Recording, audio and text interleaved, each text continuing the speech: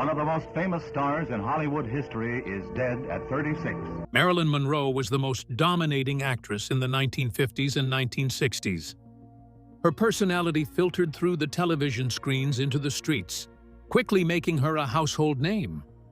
She featured in the biggest movies along with the actor, Frank Sinatra, who also made huge waves at the time. Around August 1962, it came as a shock to the world that the extremely beautiful actress died at the age of 36. 60 years later, Frank Sinatra spilled the beans on what truly happened to her. What caused her untimely departure? What hidden information did Sinatra reveal about her passing? Join us as we expose the horrifying secrets Frank Sinatra finally revealed about Marilyn Monroe's death after 60 years. Marilyn Monroe's early years.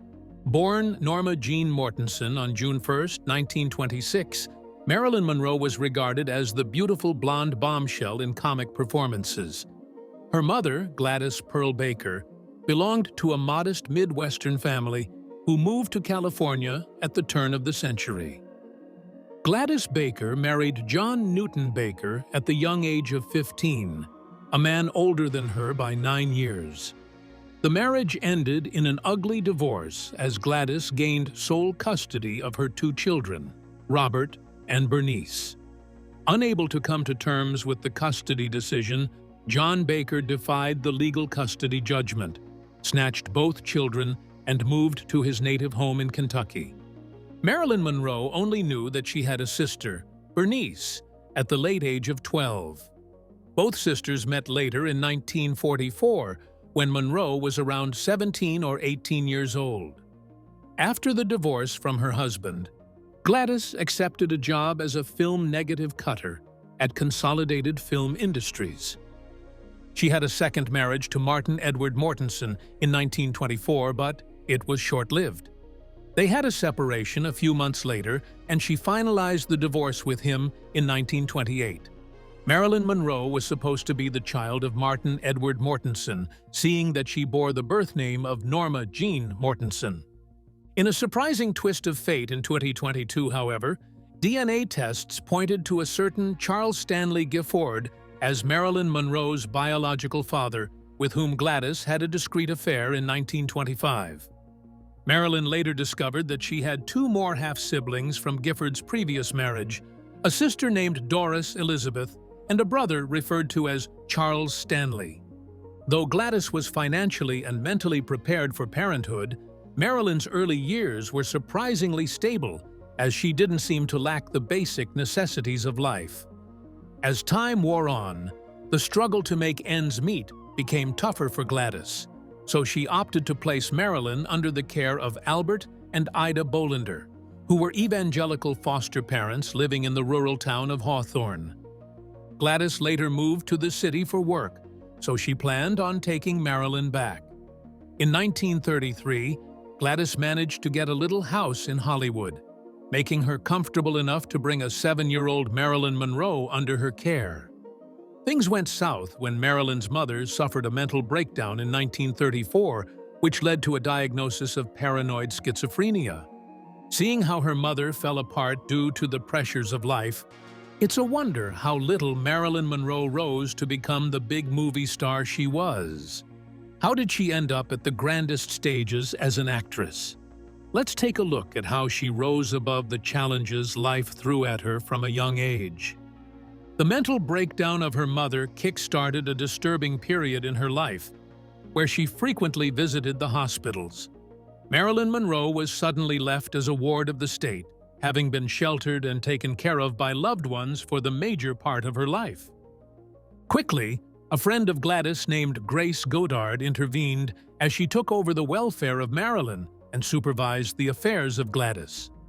The next 4 years were a tumultuous one as a young Marilyn experienced changes in her living conditions. She developed a stutter and became more withdrawn from her peers. She was subsequently placed with different families, including a brief stay in the Los Angeles Orphans' Home No. 2. This marked a turbulent period for her as she felt abandoned by her mother and Grace Goddard. That soon stopped, as Grace Goddard finalized efforts to become her legal guardian in 1936, though Marily didn't depart from the orphanage until the summer of 1937. Her subsequent stay with the Goddards and short periods of living with relatives in Los Angeles and Compton fueled the desire of Marilyn to become an actress. The desire stemmed from her turbulent childhood as she found succor in movies, as she revealed that she didn't like the world around her because it was grim. Marilyn Monroe had a more stable home life in September 1938, when she moved in with the aunt of Grace Goddard. She attended Emerson Junior High School, where she displayed her brilliant writing skills in the school's newspaper. Her academic performance was average, in spite of her innate writing abilities. Grace's aunt had health issues, causing Marilyn to return to the Goddards around early 1941. That same year, she enrolled in Van Nuys High School, but an unexpected twist of fate occurred when the husband of Grace Goddard got a job that moved him to West Virginia in 1942. Unable to relocate with the family because of child protection laws, she came up with a surprising solution to this by marrying the neighbor of Grace Goddard, 21-year-old James Dougherty, a little while after her 16th birthday in June 1942. Due to her marriage, she dropped out of high school and adjusted to the role of a housewife. It wasn't long after Marilyn voiced out her boredom in the marriage, as the union was rather unfulfilling to her. Dougherty enlisted in the Merchant Marine in 1943, and Marilyn went with him to southern Catalina Island. Little did she know that her fate was about to take a surprising turn as she ventured into a new career.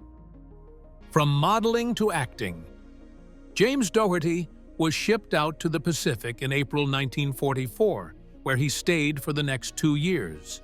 In the meantime, Marilyn moved in with her in-laws and got a job at the Radio Plane Company ammunition factory in Van Nuys.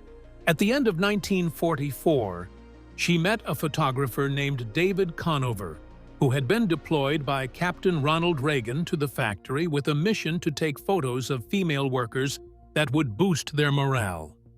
Though none of Marilyn's pictures were used, she stopped working at the factory in January 1945. Instead of working at the factory, she began modeling for Conover and his friends. Against her husband's wishes, she independently took a step further by clinching a deal with the Blue Book Model Agency in August 1945. The agency recognized Marilyn's physique as more suitable for pinups than high fashion, so they largely featured her in men's magazines and advertisements.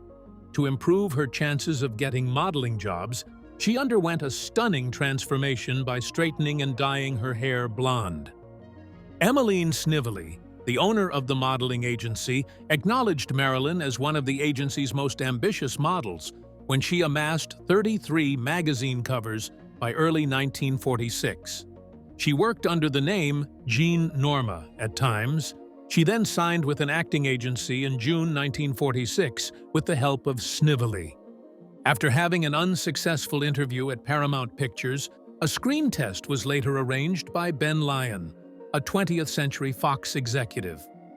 Despite the fact that Darryl F. Zanuck, the head executive, didn't express much enthusiasm about Marilyn, she nonetheless secured a standard 6-month contract in August 1946.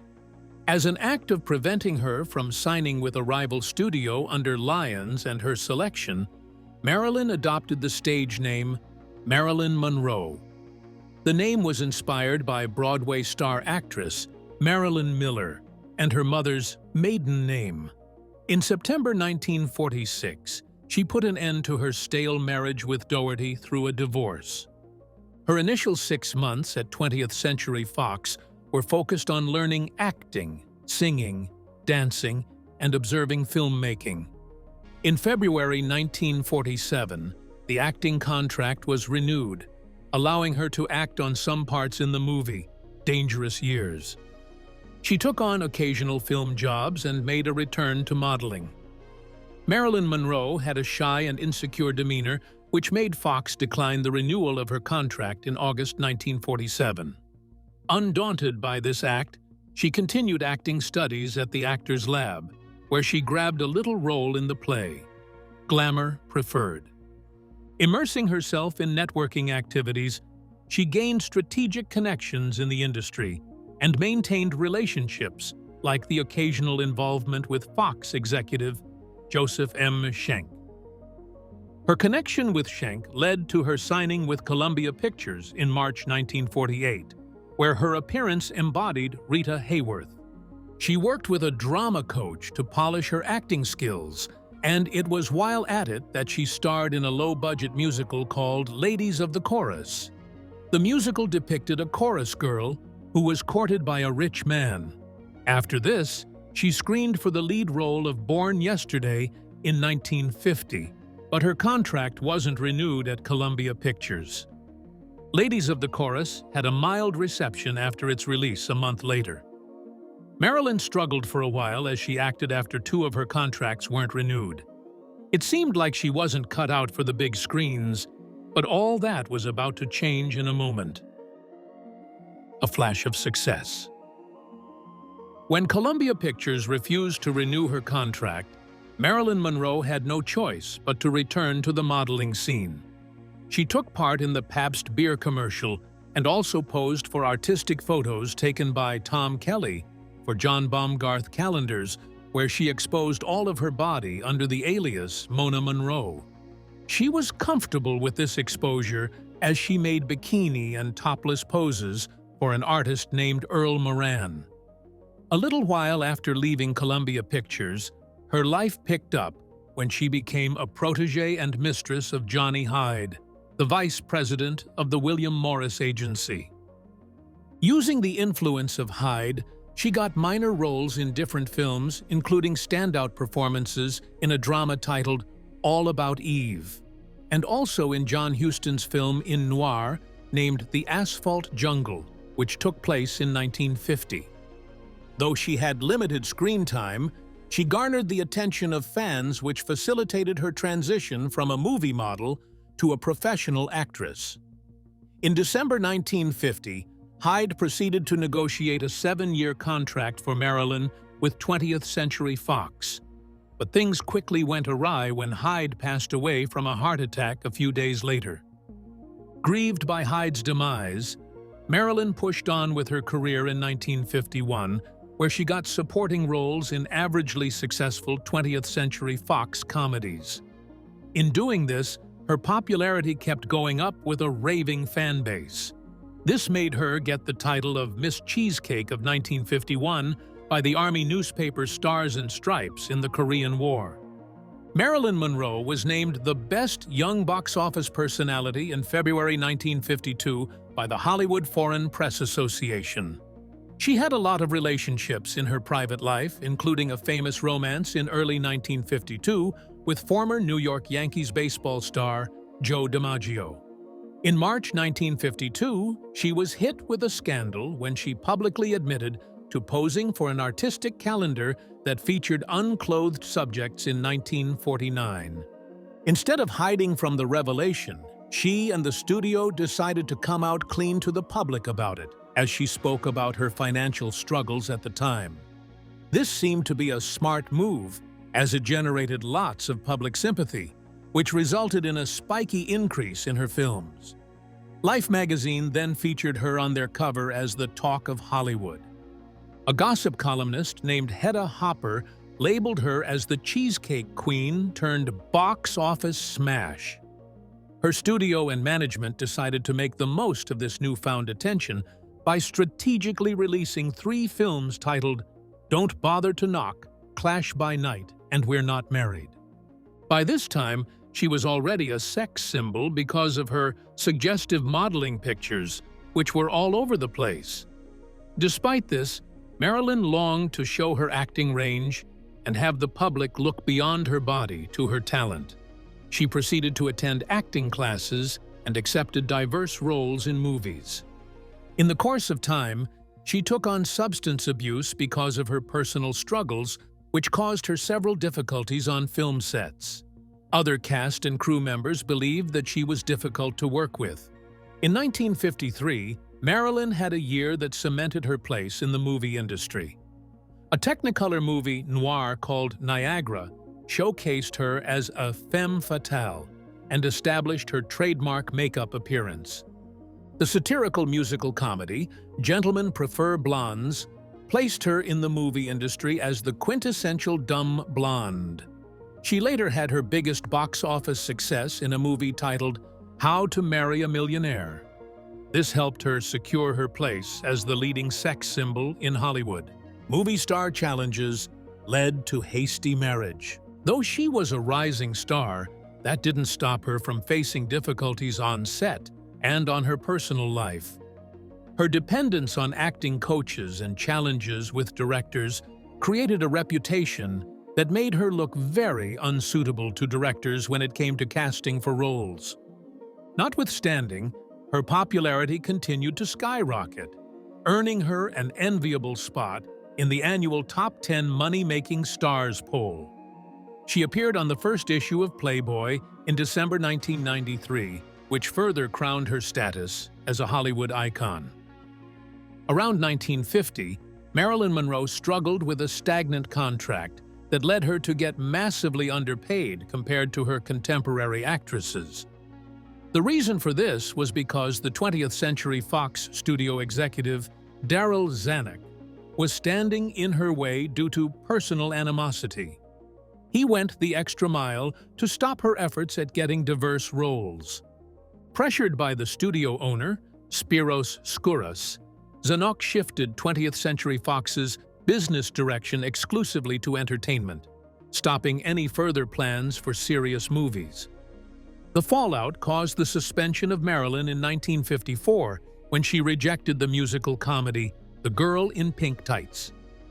Due to the suspension, lots of negative publicity was generated around her. In a frantic attempt to counter these ugly allegations and speculations, Marilyn Monroe hurriedly married Joe DiMaggio in January 1954. They went on a well-publicized trip from San Francisco to Japan. They had an unconventional honeymoon after their marital celebrations, while balancing it with DiMaggio's baseball commitments and a United Service Organization, HOW, in Korea. The media jubilation reached a heightened point when Marilyn received photoplays of the most popular female star prize on her return to the United States. She settled with 20th Century Fox in March and got a new contract with a $100,000 bonus and a juicy role in the movie The 7-Year Itch. After her suspension, Marilyn criticized the release of Otto Preminger's River of No Return and dragged her feet before starring in the musical There's No Business Like Show Business. Both of these movies got their share of mixed reviews, as the latter was considered vulgar by tons of critics in its late 1954 release. Her fortune took a positive leap in September 1954 when Billy Wilder's movie, The 7-Year Itch, featured the iconic subway's famous scene on Lexington Avenue. The movie had an explosive success in 1955 and marked a turning point for Marilyn at the cost of her union with DiMaggio. She couldn't keep up with her husband's jealousy and possessive behavior, so she made moves to quit the marriage. Following the success of The 7-Year Itch, Marilyn and photographer Milton Green founded the Marilyn Monroe Productions, which sparked off a legal battle with Fox for unfulfilled promises on her part. After that, she moved to Manhattan in 1955, where she focused on her acting studies at the Actors Studio under the tutelage of Lee Strasberg. Her close relationship with Strasberg became crucial to her personal and professional growth in the midst of ongoing divorce proceedings with DiMaggio. Her personal life started mingling more and more with Marlon Brando and playwright-author Arthur Miller. Her relationship with Miller was the object of external pressure, as he was investigated for alleged communism. In a surprising twist of fate, Marilyn and 20th Century Fox signed a new 7-year contract in 1955, which bestowed on her creative control of her projects and the freedom to partner with Marilyn Monroe Productions. The year 1956 saw her victory over 20th Century Fox and her marriage to Arthur Miller. Her new movie, Bus Stop, released in August 1956, advertised her dramatic talents to the delight of viewers, earning her acclaim at the Golden Globe Award nominations. In the following month, she started her first independent production, The Prince and the Showgirl, in collaboration with Laurence Olivier. The movie got recognition in Europe as a testament to her impressive resilience. In 1957, she battled with health challenges and took a hiatus only to return in 1959 with the movie Some Like It Hot. It had a challenging production but became an instant hit when it was released. The success of the movie earned her a Golden Globe Award, cementing her iconic status in Hollywood. Marilyn had her last production, The Misfits, which portrayed her as a divorced woman creating connections with elderly cowboys. At this time, her marriage to Miller evaporated into thin air as Miller began a relationship with photographer Inge Morath. He got a divorce from Marilyn in Nevada on June 29, 1956. Despite the struggles on set, she performed in an authentic manner that attracted the praise of the public. In 1961, she grappled with serious health issues. When hospitalized for depression, she found solace in her friendships with Frank Sinatra and Joe DiMaggio. Marilyn permanently relocated to California in 1961 and returned to the public eye in 1962, receiving the prestigious Golden Globe Awards despite struggling with illness. Marilyn Monroe, found dead. In bedroom, Marilyn began filming Something's Got to Give when her health challenges caused disputes in the 20th Century Fox studio. She was subsequently fired in June 1962, just 2 months before her painful passing. In one of her many attempts to fix her public image, she collaborated with photographer Bert Stern.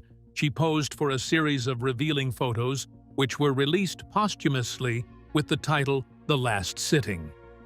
It wasn't long before the management of 20th Century Fox regretted their decision to let her go, so they reopened negotiations with her. However, the attempts at renegotiations couldn't be completed because of the unpleasant circumstances that took place. During her last months alive, Marilyn Monroe lived in the Brentwood neighborhood of Los Angeles. On the night of August 4, 1962, her housekeeper, Eunice Murray, stayed overnight. She was concerned about Marilyn and woke up at 3 a.m. She knew something was wrong when she couldn't get a response from Marilyn's locked bedroom after calling out to her severally. In a bid to investigate what was going on, Eunice got in touch with Marilyn's psychiatrist, Ralph Greenson, who arrived as quickly as he could. Calling out to Marilyn but getting no response from inside, Greenson broke into the bedroom through a window, only to find her lying dead in her bed. Marilyn's physician, Hyman Engelberg, got to her house around 3:50 a.m. and confirmed her demise. The Los Angeles Police Department received a notification at 4:25 a.m. Marilyn Monroe passed away between 8:30 p.m. and 10:30 p.m. on August 4th, as revealed by the toxicology report, which attributed her death to acute barbiturate poisoning. The report highlighted chloral hydrate and pentobarbital in her blood along with pentobarbital in her liver. Searching around her bed, they discovered empty medicine bottles near her bed. Despite initial considerations, accidental overdose was struck out as a possible cause of her passing due to the dosages that went way above lethal limits. Helping out in the investigation, the Los Angeles Prevention Team collaborated with the Los Angeles County Coroner's Office. Marilyn Monroe's doctors then disclosed her history of severe fears, intentional overdoses, and frequent depression. Deputy Coroner Thomas Noguchi weighed these factors and the absence of foul play, and then categorized her death as self-inflicted. Her sudden demise made headlines across Europe and the United States. The public was in complete shock as her passing generated lots of different reactions. French artist Jean Cocteau emphasized the lessons her death should pass. Marilyn's colleagues like John Olivier and Joshua Logan aired their opinions, highlighting the severe impact of sensationalism on Marilyn.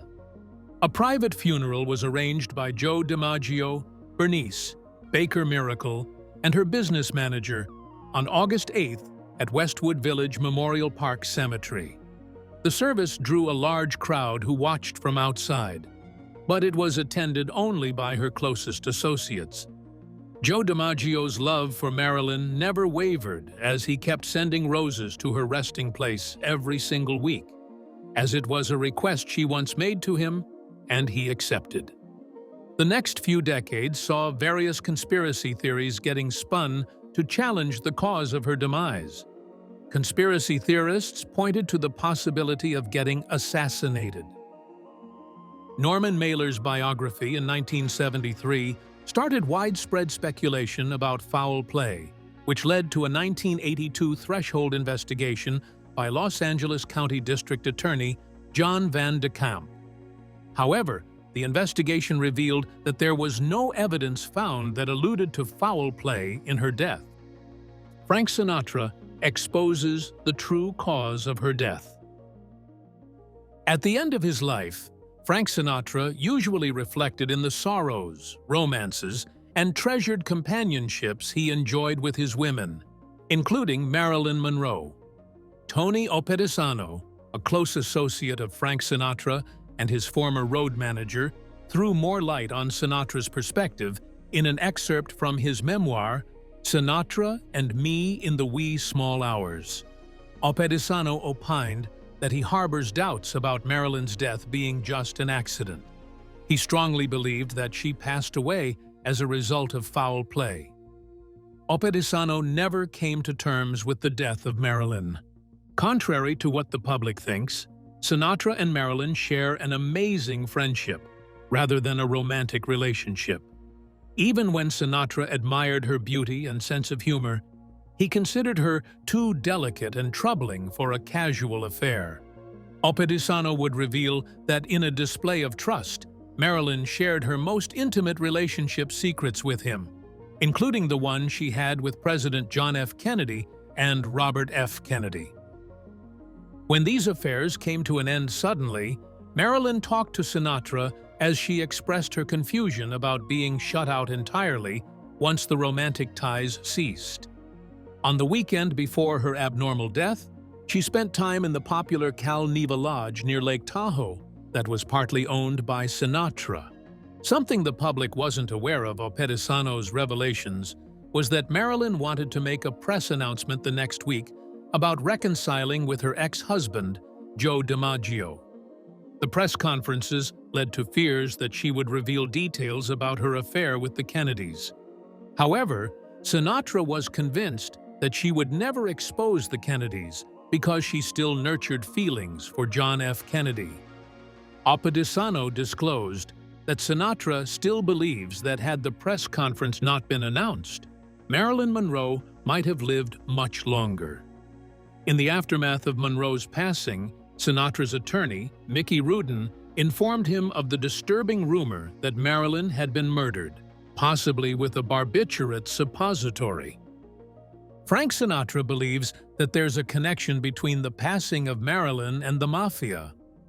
Sam Giancana, a Chicago mob boss, implied that an organized crime figure associated with both the Kennedy family and Frank Sinatra was responsible for Marilyn Monroe's death. Johnny Roselli, a mobster from Los Angeles, confided in Sinatra that Marilyn was deliberately silenced to prevent any potential harm to the Kennedys' public standing. Comparing the information gotten from Rudin, his mafia contacts, and his personal knowledge of Marilyn's last days, Sinatra became convinced of a dark narrative surrounding her death. He was of the opinion that Robert F. Kennedy, in partnership with the labor leader Jimmy Hoffa, planned the death of Marilyn by getting her to take a lethal injection. This picture painted an ugly picture of the conspiracy to eliminate Marilyn to protect the Kennedys' political standings and reputation. It added a darker layer to the already complex story of her premature demise. Frank Sinatra also believes that a compromised medical examiner was called in to administer a dangerous, fatal barbiturate suppository to her while she was unconscious. The theory was rooted in the concern that Marilyn, when had an incoming announcement about reuniting with Joe DiMaggio, posed a serious threat to the Kennedy family and Jimmy Hoffa. Sinatra proposed that the potential revelations about her affairs with the Kennedys would cause a national scandal that could tarnish the prestigious image of Camelot. It could also affect John's chances at the upcoming re-election at that time. Sinatra also suspected that the Mafia played a role in taking care of this dark arrangement by canvassing for Union support for Kennedy's 1964 presidential campaign, thus maintaining a quid pro quo relationship. According to Frank Sinatra, Marilyn became a victim of organized political assassination, which was plotted by some of the world's biggest political figures at the time. Sinatra shared that in her potential comeback, the secrets that she would have exposed were regarded as too dangerous by influential figures. Pushed by these facts, Sinatra spent the remaining few decades after her birth fishing out the possibility of her assassination using private investigators. He also examined her phone records and took a long look at her medical reports. All of these efforts were made in a bid to uncover evidence that would support her painful end.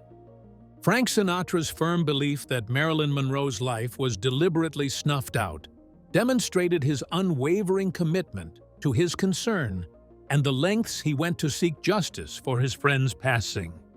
He was pushed with a deep sense of obligation to find justice for Marilyn and shine the light on the individuals responsible for her traumatic demise, no matter how powerful they are. Though he could not thoroughly prove his claims, he believes that a malevolent force created by Hollywood's elite political power brokers in Washington and the criminal underworld had planned Marilyns' death. Surprisingly, his suspicion also touched on the Los Angeles Police Department, which he secretly accuses of taking part in disguising the true cause of Marilyns' death as an accidental drug overdose. Sinatra's desire to get to the truth was fueled by a huge sense of loss and injustice to Marilyn, as he harbored lasting resentments towards those he deemed responsible and complicit in her demise, like the Kennedy family, Jimmy Hoffa, and the leaders of organized crime. His belief came from the fact that these powerful entities had not only taken out Marilyn, but they also went to great lengths to cover their involvement in her passing. What do you think about the terrifying revelation made by Frank Sinatra about Marilyn Monroe's death? Let me know in the comments section. Hit the like button if you're interested in the video, share, and subscribe to the channel for more related videos.